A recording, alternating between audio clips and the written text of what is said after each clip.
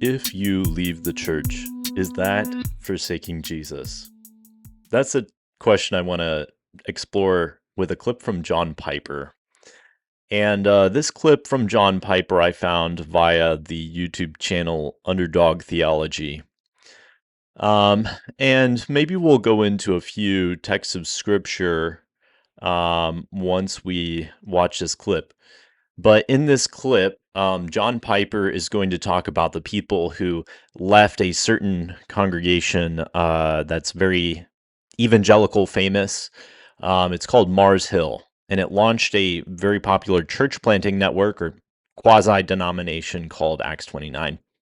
And so, in this clip, John Piper is going to be asked the question, is it faithful for people who have been hurt by someone who had a scandalous ministry for them not to go back to church? And John Piper is going to say, if you forsake church attendance, really, you're forsaking Jesus. So, we're just going to watch this clip, and then I'm going to react based on what we see in this clip. And so here we go. And should be good. Oh, Pastor John, I'm not walking away from Jesus, but I'm done with the church. Can't trust the leadership, held this guy in high esteem. So I'm not going to walk away from Jesus, but I'm done with the organized aspect of church. If you do that, you're walking away from Jesus. Good. Here's the reason. To say that I love Jesus, but I don't submit to his word is a lie. He who loves me will keep my words. Jesus founded the church. I didn't. Paul didn't. Jesus founded the church. Go, Pastor John, I'm not walking away from Jesus. Okay. One. All right. And so as Piper is describing this scandal that happened at Mark Driscoll's church, Piper basically says that in any context, essentially, if you stop church attendance, you are being unfaithful to Jesus himself. Now, this YouTuber under the channel name Underdog Theology does give the context, and so I'm going to try and fast forward to that particular clip. We'll watch it, and then I'm going to just give some biblical context. And I'm going to explain where I'm coming from, why I'm even asking this question. Why is it even a question for, I confess to be a Christian.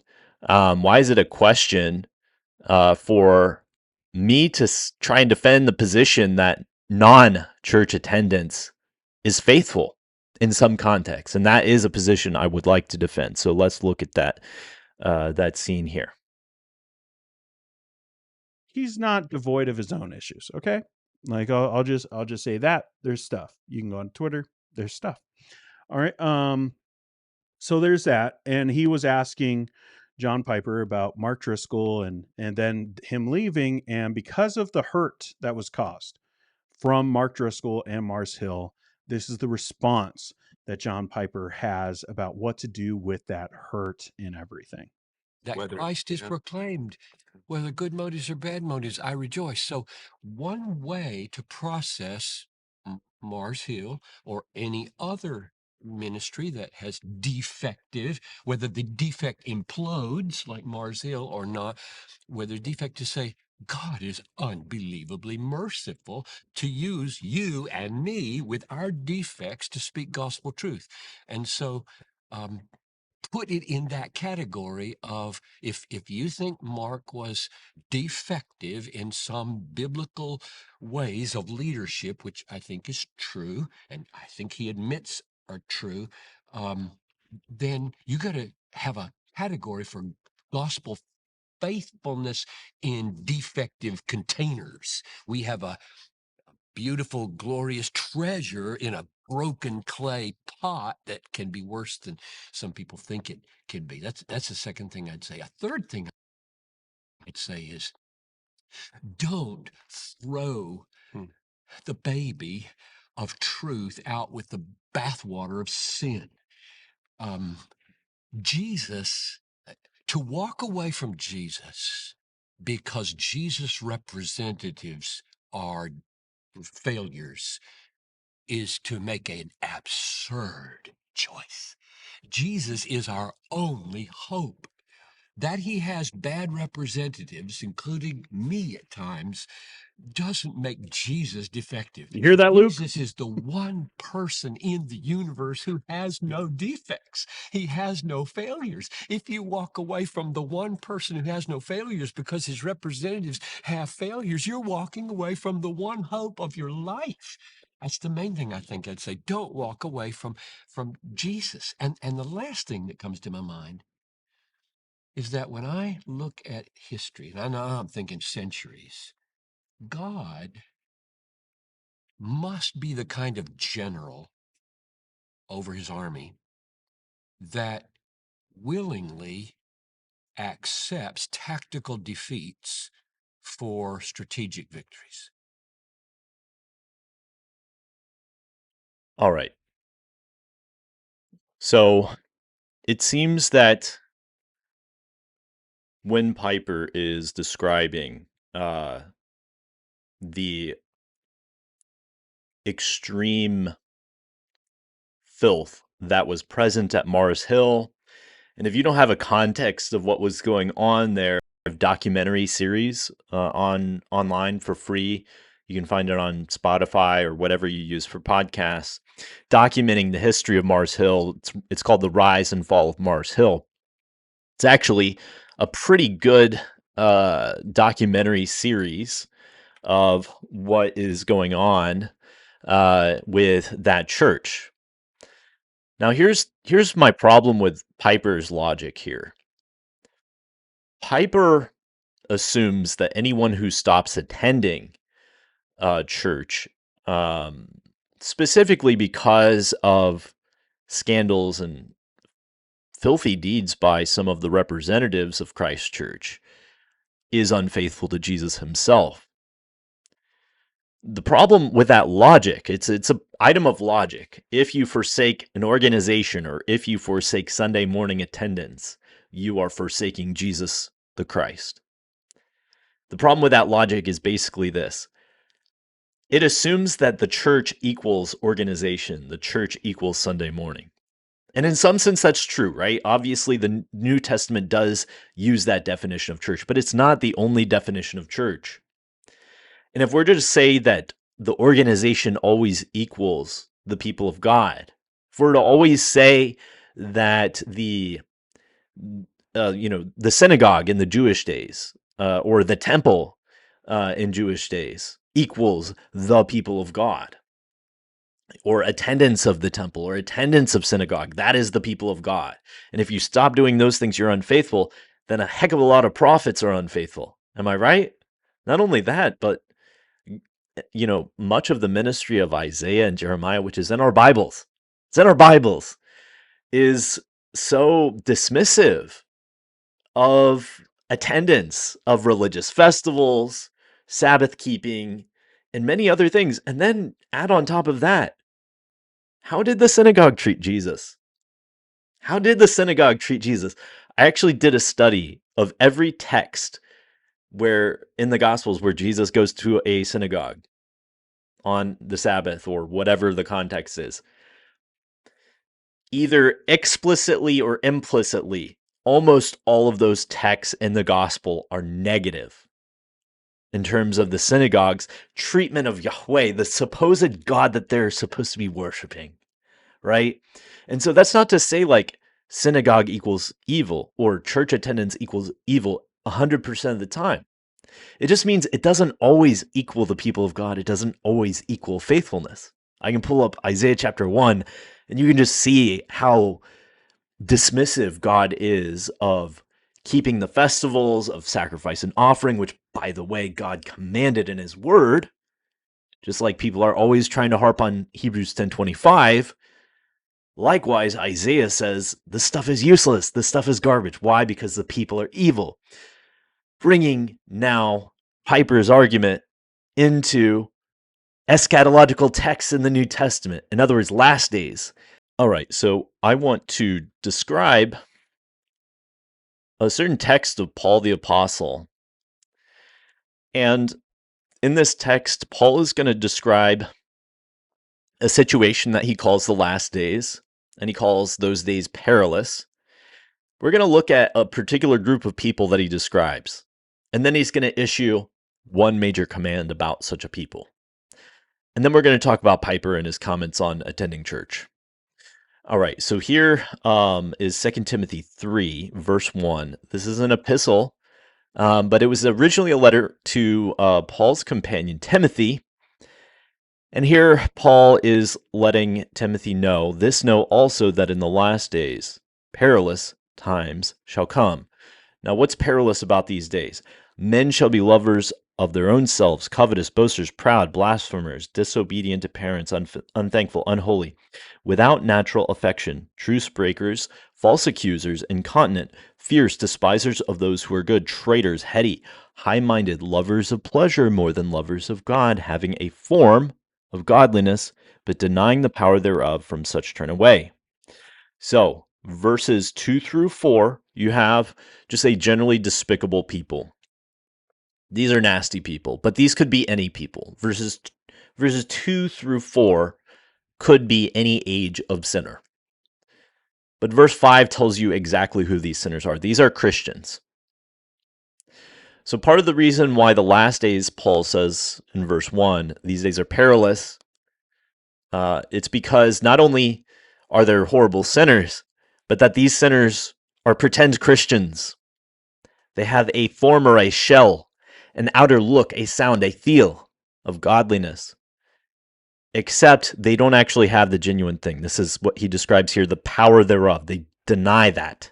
They deny the power thereof. And so here's the situation.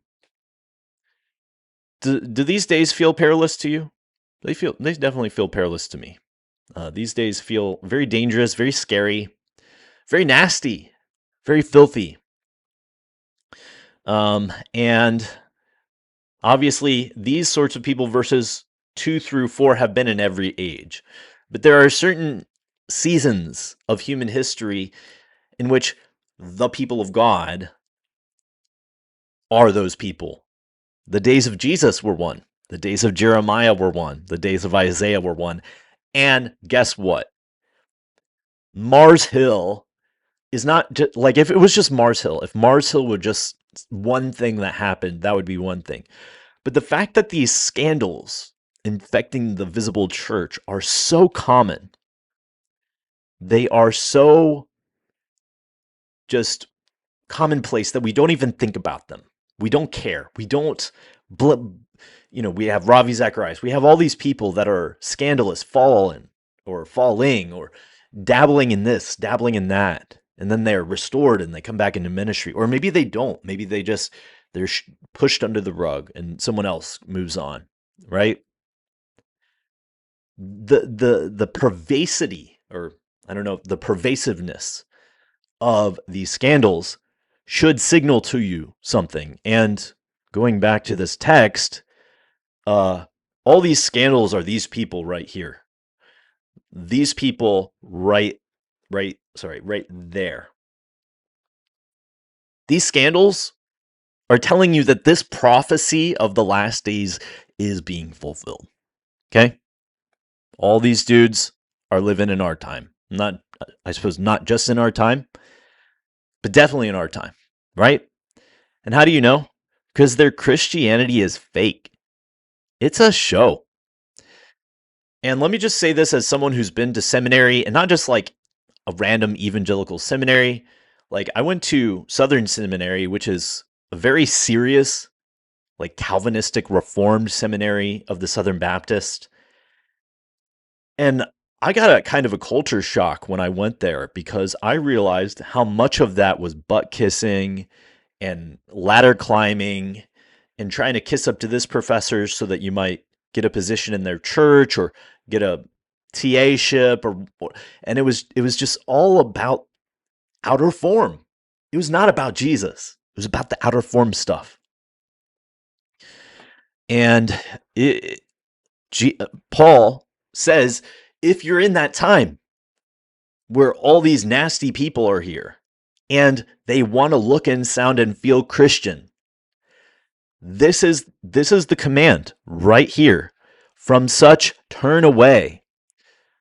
All right? And so when John Piper tells you that to forsake some organization or something you do on Sunday is to forsake Jesus, it ignores the context, right?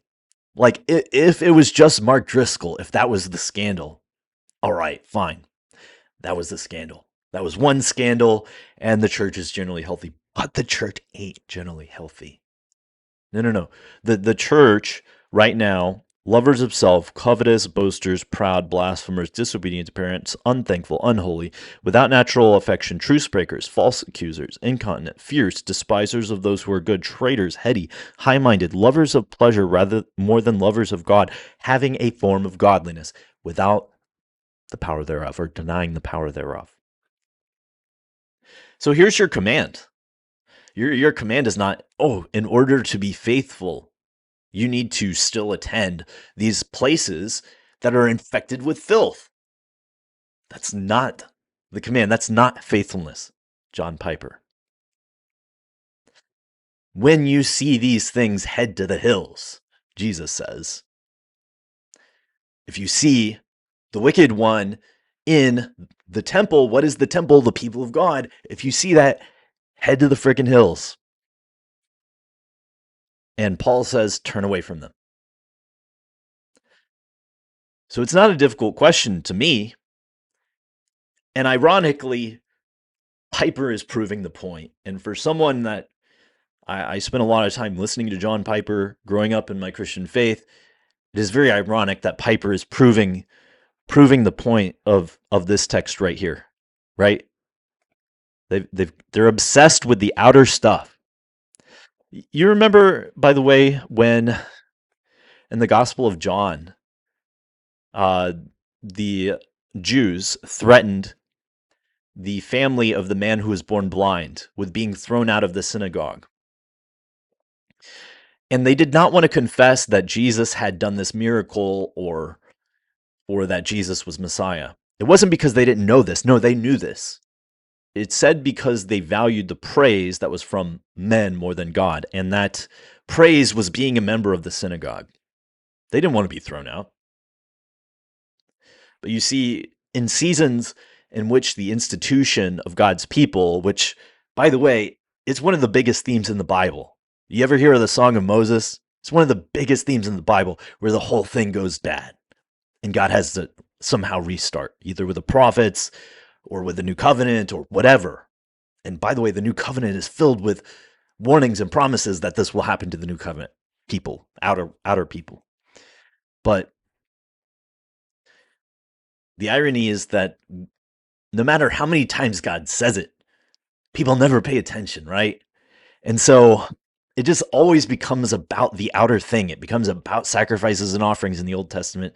And then the New Testament becomes about Sunday attendance, Sunday attendance, Sunday attendance. And it's just not what God requires when the thing goes bad, right? It's just not. You don't hear John the Baptist warning people to attend synagogue. You just don't hear it. You don't hear Jesus saying that either. You don't really hear the apostles saying it either. You do hear the apostles talking about don't forsake our own assembling. Our own. Who's our?